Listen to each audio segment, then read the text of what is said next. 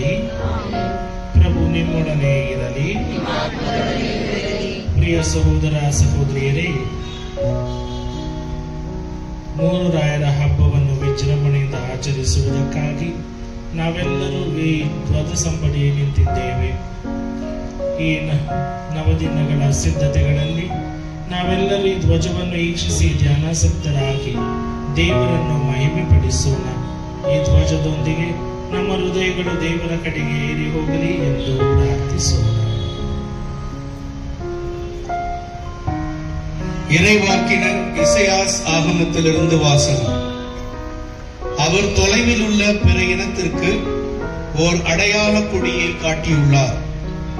மண்ணுலகின் எல்லைகளிலிருந்து கிழக்கு ஒளியால் அதனை அழைத்துள்ளார். அந்த இளம் வெகு விரைவாய் வந்து கொண்டிருக்கிறது.